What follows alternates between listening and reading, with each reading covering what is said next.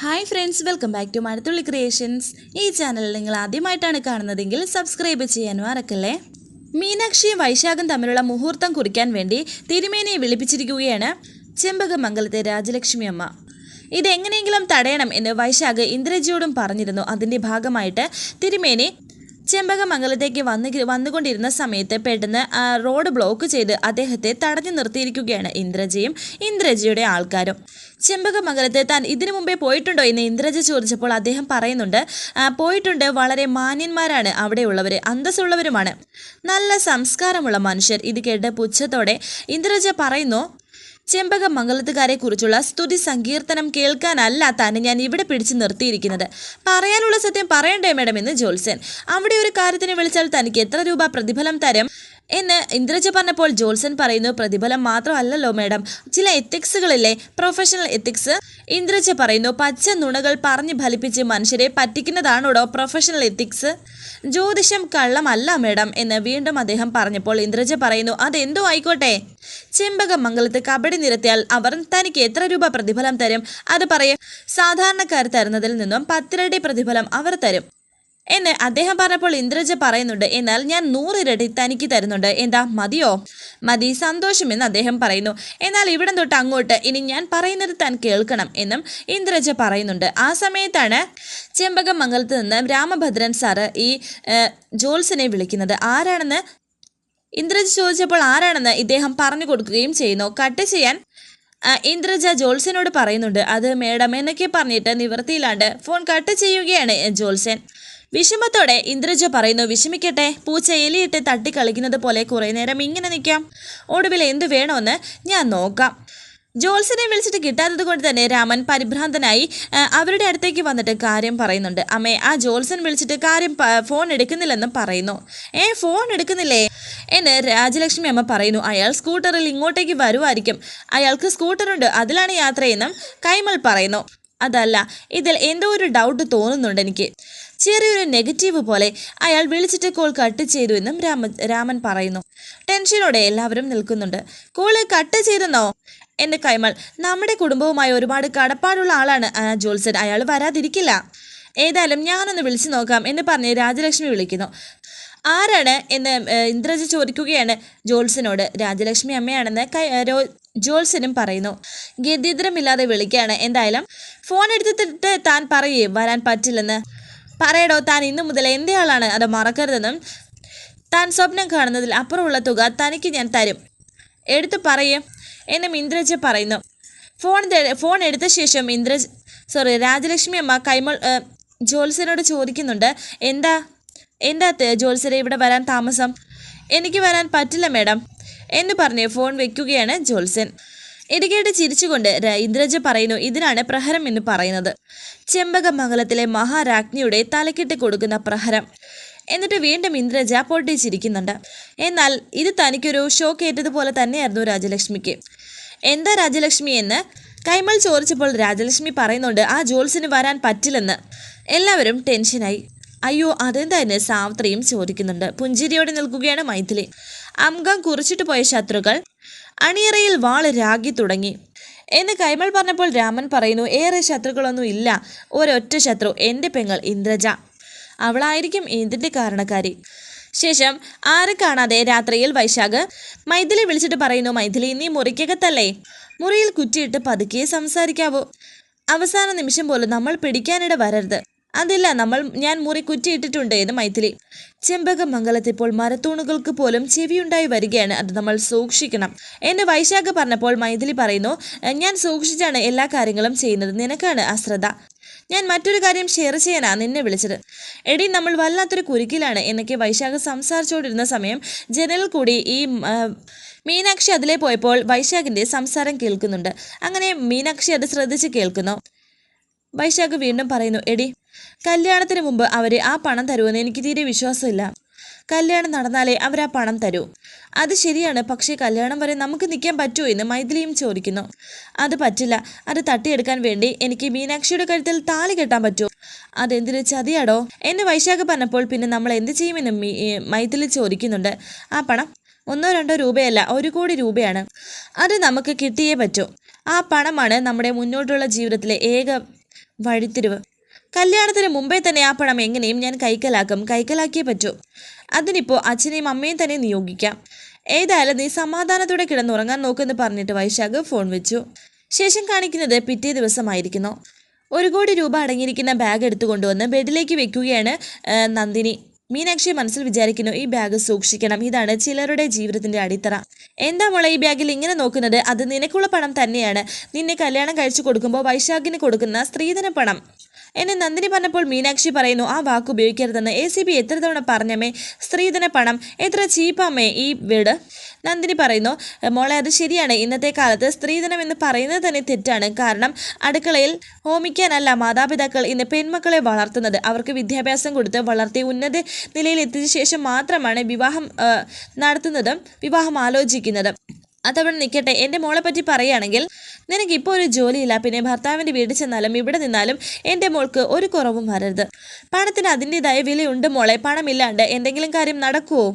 സമ്പത്തിൻ്റെ കാര്യത്തിൽ നിനക്കൊരു സങ്കടവും ഉണ്ടാവാൻ പാടില്ല. അതിൻ്റെ പേരിൽ നിനക്കൊരു വിലക്കുറവ് വരാൻ ഞങ്ങൾ സമ്മതിക്കില്ല. അതുകൊണ്ട് തന്നെയാണ് അവർ ചോദിക്കുന്ന പണം എൻ്റെ അമ്മ എൻ്റെ മോൾക്ക് തരുന്നത്. അത് നിന്റെ ജീവിതം ഭദ്രമാക്കാൻ വേണ്ടിയാണ്. അതിൻ്റെ പേരിൽ എൻ്റെ മോളെ ആരും മാറ്റി നിർത്തരുത് എന്നെ നന്ദിനി പറഞ്ഞപ്പോൾ മീനാക്ഷി പറയുന്നു, പക്ഷേ ഈ പണം അങ്ങോട്ട് കൊടുത്തുള്ള കല്യാണത്തെ പറ്റി എനിക്കത്ര തൃപ്തിയില്ല. പെൺവീട്ടുകാർ കൊടുക്കുന്ന പണം യാതൊരു ഉളുപ്പുമില്ലാണ്ട് വാങ്ങിയിട്ട് പുട്ടും കടലയും അടിക്കുന്ന യൂസ്ലെസ്സുകളോട് എനിക്ക് പരമ പുച്ഛമാണുള്ളത്. എൻ്റെ മോള് അത്രയ്ക്ക് പുരോഗമനവാദി ആവണ്ട എന്ന് നന്ദിനി പറഞ്ഞപ്പോൾ മീനാക്ഷി പറയുന്നു, ഞാൻ ഫെമിനിസ്റ്റ് അല്ല. ഈ കാര്യം പറഞ്ഞ് വൈശാഖിനോട് ഇനി തർക്കമൊന്നും വേണ്ട എന്ന് നന്ദിനി. അമ്മ, ഈ ആനകളെ അമ്പലത്തിൽ നടക്കിരുത്തിയാൽ കാശ് അങ്ങോട്ട് കൊടുക്കണമെന്ന് കേട്ടിട്ടുണ്ടല്ലോ, സത്യമാണോ? അത് കേട്ടപ്പോൾ നന്ദിനി ചിരിച്ചു. അങ്ങനെ ഞാനും കേട്ടിട്ടുണ്ട്. മീനാക്ഷി പറയുന്നു, ആന ഇടറി ഒരു 5-6 പേരെ ചവിട്ടിക്കൊന്നാൽ അതിൻ്റെ നഷ്ടപരിഹാരം ആര് കൊടുക്കും? അതൊന്നും എനിക്കറിയില്ല. മോളെന്താ ഇങ്ങനെ ചോദിക്കുന്നത് എന്ന് നന്ദിനി. വെറുതെ ചിരിക്കാൻ ചോദിച്ചതാണെന്ന് മീനാക്ഷി. എന്നിട്ട് ആ പണമടങ്ങിയ ബാഗിൻ്റെ അടുത്തേക്ക് പോയി ഇരിക്കുകയാണ്. ഈ ബാഗിലാണ് ആ കഴുകൻ്റെ കണ്ണ്. ഒരു കാരണവശാലും ഇത് തൊടാൻ അവനെ അനുവദിക്കരുതെന്ന് മീനാക്ഷി മനസ്സിൽ വിചാരിക്കുന്നു. എന്താ മോളെ നീ ആലോചിക്കുന്നത് എന്ന് നന്ദിനി ചോദിച്ചപ്പോൾ മീനാക്ഷി എണീച്ചു നിന്ന് പറയുന്നുണ്ട്, ഒന്നുമില്ലമ്മേ. എന്നിട്ട് മീനാക്ഷി അവിടെ നിന്നും പോകുന്നു. ശേഷം കാണിക്കുന്നത് ചെമ്പകമംഗലത്തേക്ക് എത്തിയിരിക്കുകയാണ് വൈശാഖിന്റെ അമ്മയും അച്ഛനും. ദേ വരുന്നുണ്ട് നന്ദിനി, നീ ചോദിക്കേ എന്ന് അച്ഛൻ പറയുന്നുണ്ട്. നിങ്ങൾ തന്നെ ചോദിച്ചാൽ മതി, നിങ്ങളാണ് സൂത്രശാലിയായി കുറുക്കൻ എന്ന് താരക പറയുന്നു. നീ ചോദിച്ചാൽ മതി എന്ന് അദ്ദേഹം താരകയോട് പറയുന്നു. നിങ്ങളൊരു പുരുഷനല്ലേ, നിങ്ങളല്ലേ ചോദിക്കേണ്ടതെന്ന് താരക. എന്നാൽ ശരി എന്ന് പറഞ്ഞ് അദ്ദേഹം അവിടെ ഇരിക്കുന്നുണ്ട്. നന്ദിനി വന്ന ഉടൻ തന്നെ താരക പണിക്കരും പിന്നെ വൈശാഖിൻ്റെ അച്ഛനും എണീറ്റ് നിൽക്കുന്നുണ്ട്. എന്താ വൈശാഖിൻ്റെ അച്ഛനും അമ്മയും കൂടി എന്നെ നന്ദിനി ചോദിക്കുന്നു. അയ്യോ അച്ഛൻ അമ്മയെന്നൊന്നും വിളിക്കണ്ട, മോള് എന്നെ പണിക്കരായിട്ടാണ്, ഇവളെ താരക ചേച്ചി എന്ന് വിളിച്ചാൽ മതിയെന്ന് വൈശാഖിൻ്റെ അച്ഛൻ പറയുന്നു. അതെ, അല്ലെങ്കിൽ നമ്മളൊക്കെ അന്യരാണെന്നുള്ളൊരു ഫീലിങ്സ് വരും. മീനാക്ഷി വിചാരിക്കുന്നു, ഈ ഫ്രോഡുകൾ രണ്ടും കൂടി അമ്മയെ വളയ്ക്കാൻ വന്നതാണല്ലോ, ഇവർ ബിസിനസിന്റെ ലൈൻ മാറ്റിപ്പിടിക്കുകയാണോ? പണിക്കർ പറയുന്നു, നന്ദിനി വരുന്നത് കണ്ട് ഞാൻ താരകയോട് പറയുകയായിരുന്നോ, ദൈവമേ എത്ര നല്ല സ്ത്രീയാണ് നമ്മുടെ വൈശാഖിന്റെ അമ്മായിയമ്മയെന്ന്. അല്ലേടി, അവൻ പുണ്യം ചെയ്യണം ഇതുപോലെ ഒരു അമ്മായിയമ്മയെ കിട്ടാൻ എന്നൊക്കെ പറയുന്നുണ്ട്. ഇത് തന്നെ, എൻ്റെ ജഗദീഷ് ഇളയച്ചൻ പുണ്യം ചെയ്തിട്ട് കിട്ടിയ മുതലാണ് ഈ നിൽക്കുന്ന അമ്മായിയമ്മ താരക രുക്മിണി. കൂടെ നിൽക്കുന്നു മലവിഴുങ്ങി എന്നൊക്കെ മീനാക്ഷി മനസ്സിൽ വിചാരിക്കുന്നു. വീണ്ടും താരക പറയുന്നുണ്ട്, കാര്യം വളർത്തമ്മയാണെങ്കിലും എന്താ ഒരു സ്നേഹം. ദത്തപുത്രിക്കും വേണം ഒരു യോഗമെന്ന് പണിക്കരും. അല്ല, എന്നെ കാത്തു നിൽക്കുന്നത് എന്തോ ഒരു കാര്യത്തിനല്ലേ, അതെന്താണെന്ന് പറഞ്ഞില്ലേ എന്ന് നന്ദിനിയും പറയുന്നു. നന്ദിനി ഞങ്ങളെ മനസ്സിലാക്കി കളഞ്ഞല്ലേ, എന്നാ പറയട്ടെ താരക പണിക്കരെ എന്ന് പണിക്കർ താരകയോട് ചോദിച്ചപ്പോൾ പറ പണിക്കരേട്ട എന്ന് താരകയും. അതായത് ഒരേ ഒരു ആൺകുഞ്ഞല്ലേ ഞങ്ങൾക്കുള്ളൂ, അവൻ്റെ കല്യാണം വളരെ കെങ്കേമമായി നടത്തണമെന്നാണ് ഞങ്ങളുടെ ആഗ്രഹം, അല്ലേടി? കുറഞ്ഞത് ഒരു 3000 പേരെങ്കിലും കല്യാണത്തിന് അവിടെ ക്ഷണിക്കണം എന്നെ താരക പറഞ്ഞപ്പോൾ പണിക്കർ പറയുന്നു, ഇവിടെയല്ല, അവിടെ ഞങ്ങളുടെ വീട്ടിൽ. അത് കേട്ട് നന്ദിനി ചിരിച്ചുകൊണ്ട് പറയുന്നു, അതൊക്കെ നിങ്ങളുടെ ഇഷ്ടം പോലെ. വീണ്ടും താരക പറയുന്നുണ്ട് മനുഷ്യനോട്, അങ്ങോട്ട് വാ തുറന്നു പറ മനുഷ്യ എന്ന്. കല്യാണത്തിന് മുമ്പ് കുറെ പണികളുമുണ്ട്. വീട് വൈറ്റ് വാഷ് ചെയ്യണം, ചില കട്ടളകളും ജനാലകളും മാറ്റണം, AC വായിക്കണം, പിന്നെ സോളാറും കൂടി പിടിപ്പിക്കണമെന്നാണ് മറ്റൊരു പ്ലാൻ. നന്ദിനി വീണ്ടും പറയുന്നു, കാര്യം പറഞ്ഞില്ല എന്ന്. കല്യാണം വരെ നീട്ടണ്ട, ആ സ്ത്രീധന പണം ഇപ്പം തന്നെ തന്നാൽ അത്രയും ഉപകാരമായി എന്ന് പണിക്കർ പറയുന്നത് കേട്ട് ദേഷ്യത്തോടെ മീനാക്ഷി നിൽക്കുന്നു. കാട്ടു ചെന്നായ്ക്കൾ എന്ന് കേട്ടിട്ടേ ഉള്ളൂ, ഇതേ കൺമുന്നിൽ നിൽക്കുന്നു 2 എണ്ണം. നന്ദിനി പറയുന്നു, ഈ കാര്യത്തിനാണോ ചോദിക്കാൻ ഇത്രയ്ക്ക് മടി? പറഞ്ഞിരിക്കുന്ന തുക എപ്പോഴായാലും നിങ്ങൾക്ക് തരേണ്ടതല്ലേ, അതിപ്പോൾ തന്നെ തന്നേക്കാം. സന്തോഷത്തോടെ താരക പണിക്കരും നിൽക്കുന്നുണ്ട്. മീനാക്ഷിക്ക് ഒരു വാക്ക് പോലും പറയാൻ അവസരം കൊടുക്കാതെ നന്ദിനി മുറിയിലേക്ക് പോകുന്നു. ദൈവമേ, ചതിച്ചല്ലോ, ഇനി എന്ത് ചെയ്യുമെന്ന് മീനാക്ഷി വിചാരിച്ചു. പെട്ടെന്ന് മീനാക്ഷിയുടെ മനസ്സിൽ ഒരു വഴി തെളിഞ്ഞു. മീനാക്ഷി അകത്തേക്ക് കയറി പോകുന്നുണ്ട്. പെട്ടെന്ന് രാജലക്ഷ്മിയോട് മീനാക്ഷി പറയുന്നു, മുത്തശ്ശി, ഒരു കാര്യമുണ്ട്, മുത്തശ്ശി ഇതിൽ ഇടപെട്ടേ പറ്റൂ. നീ കാര്യം എന്താണെന്ന് തുറന്ന് പറ മോളെ എന്ന് രാജലക്ഷ്മിയും. അവിടെ ഉണ്ടായ കാര്യം മീനാക്ഷി രാജലക്ഷ്മിയോട് പറയുന്നു. അങ്ങനെ മീനാക്ഷി രാജലക്ഷ്മിയും കൂട്ടി അങ്ങോട്ടേക്ക് പോകുന്നു. നന്ദിനി ക്യാഷും എടുത്തുകൊണ്ട് വരികയാണ്. നീ വിടുമോളെ, ഞാൻ വീഴും, എങ്ങോട്ടായി കൊണ്ടുപോകുന്നത് എന്നൊക്കെ രാജലക്ഷ്മി ചോദിക്കുന്നുണ്ട്. സ്റ്റെപ്പിൽ കൂടി കൊണ്ടുവരികയാണ് മീനാക്ഷി. പണവുമായി അവരുടെ മുന്നിലെത്തി നന്ദിനി. ഈ പണം മീനാക്ഷിക്കുള്ളതാണ്, ഇത് ഞാൻ ഇവിടെ സൂക്ഷിച്ചിട്ട് എന്താ കാര്യമെന്നും ചോദിക്കുന്നു.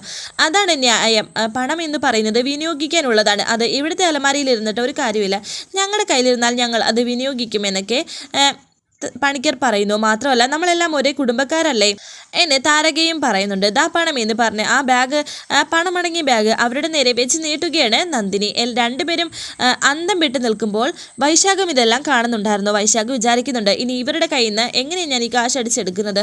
എന്നാൽ വാങ്ങിക്കാൻ തുടങ്ങിയ സമയത്ത് നന്ദിനി എന്ന് പറഞ്ഞിട്ട് രാജലക്ഷ്മി അവിടെ എത്തി. ബാഗ് കൊടുത്തതുമില്ല. എന്താ അമ്മയെന്ന് നന്ദിനി ചോദിക്കുന്നു. ആരുടെ അനുവാദത്തോടെയാ നീ ഈ പണം ഇവർക്ക് കൊടുക്കാൻ പോകുന്നത് എന്ന് രാജലക്ഷ്മി ചോദിക്കുന്നുണ്ട്. ഒന്നും പറയാനാകാതെ നന്ദിനി നിൽക്കുന്നു. ബാക്കിയുള്ള എല്ലാവരും അവിടെ എത്തി. പണം ഇവർക്ക് അത്യാവശ്യമായതുകൊണ്ട് രാജലക്ഷ്മി വീണ്ടും ദേഷ്യത്തോടെ ചോദിക്കുന്നു, ഈ പണം കൊടുത്താണോ ഇവർ കുടുംബാവശ്യങ്ങൾ നടത്തേണ്ടത്? ആർത്തി അമ്മേ, ആർത്തി മൂത്ത രണ്ട് മൂർത്തികൾ എന്നൊക്കെ സാവിത്രിയും പറയുന്നു. എല്ലാത്തിനും അതിൻ്റെതായ ആചാര മര്യാദകളുണ്ട്. താലി കെട്ടുന്നതിന് ദിവസങ്ങൾ മുമ്പേ ആരും പെണ്ണിന് പാരിതോഷികം കൊടുക്കാറില്ല എന്ന് രാജലക്ഷ്മി പറഞ്ഞപ്പോൾ സാവിത്രി പറയുന്നു, ഇവർക്ക് നമ്മുടെ പെണ്ണിനെ അല്ല, കാശാണ് വേണ്ടതമ്മേ. ആരോടും ചോദിക്കാതെയും പറയാതെയും എടുത്തു കൊടുക്കാൻ ഈ നന്ദിനിയും. ചില സമയത്ത് സാവിത്രി പറയുന്ന ചില കാര്യങ്ങളൊക്കെ നന്നായി തന്നെ വരാറുണ്ട്. അവിടെ കാശിന് വേണ്ടി ഇങ്ങനെ നിരന്തരം ആവശ്യപ്പെടുന്നവരെ നമ്മൾ സംശയിക്കണം എന്നും സാവിത്രി പറയുന്നു. ഇയാൾക്ക് ഇതെല്ലാം കൂടി കണ്ടപ്പോൾ ഒരു വെപ്രാളം. ഇത് കേട്ട് കൈമൾ പറയുന്നു, സത്യം പറഞ്ഞാൽ ഈ കല്യാണാലോചന ഇവിടെ നിന്ന് സ്റ്റോപ്പ് ചെയ്യുകയാണ് വേണ്ടത്. ടെൻഷനോടെ പരസ്പരം നോക്കുകയാണ് താരകയും പണിക്കരും. ടെൻഷനോടെ വൈശാഖം നിൽക്കുന്നു. വരാനിരിക്കുന്ന പുതുപുത്തൻ എപ്പിസോഡുമായി വീണ്ടും കാണാം. Thank you for watching. Please subscribe, like, share my channel.